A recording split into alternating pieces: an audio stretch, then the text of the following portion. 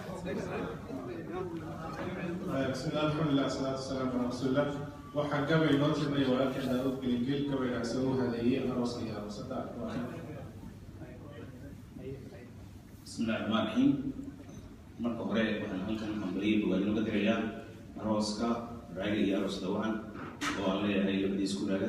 oo qeexda ilaahay ka yaro waxaan jeclaystay maadaama taxriid weyn oo aad u qiimo badan in aanay gabayaan ajrad duubin marka insha Allah ilaahay ka gabayaan oo ayaan jeclahay inaan u hadiyeeyo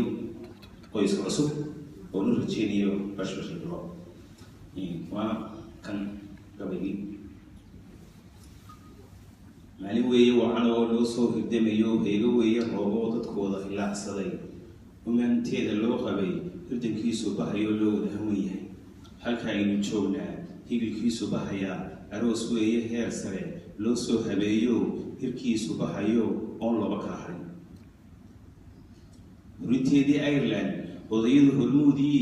hooyooyin wada jira wiilal iyo hablaha kacay hablada hor kacayaan hambaliya salaam baan dusha ka hawinaya ubax haybad wacan baan hadid kaaga dhigaya ducahan hadhay baan ku soo ilay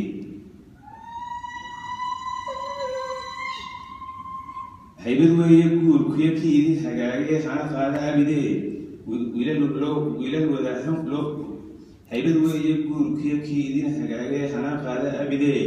wiilal wada hormuudiyo habla loo han weyn yahay hidahooda diintiyo dhaqankooda hodanka weligoodu hiisho ummadoodu hagarbaca u hogaansho nolol wacan rabbi haydin yeelee aamiin toodha aamiin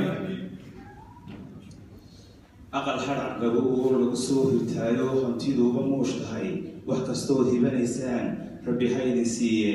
aamiinta aamiin toodha aamiin hadiyad maaha caashaqu waa hawle badan yahay labadiisu hiishay isu soo filoobay xayeeda caashaqa hawlyaraan ku wada nool hadalkiisa halista ee hanteeqalkeedaba ka hormariya kii wacan ha hilmaamin ereyada hadallada haldoorka hodannimada caashaqa eray loo helaayo qalbi lagu hantaayo loo hayseeya caashaqa weligaa hamogaan waa raaga lahadle hayin laguba guuro weligiiba hawl iyo aan xadima diidayn haysamida waayaha muqaadkiisa aragtida duqaadkaba hawoogno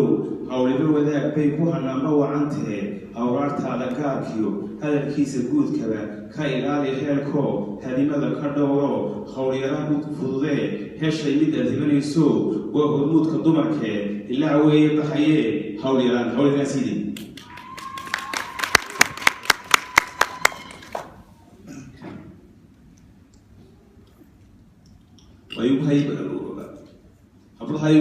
hablaha haatan joogay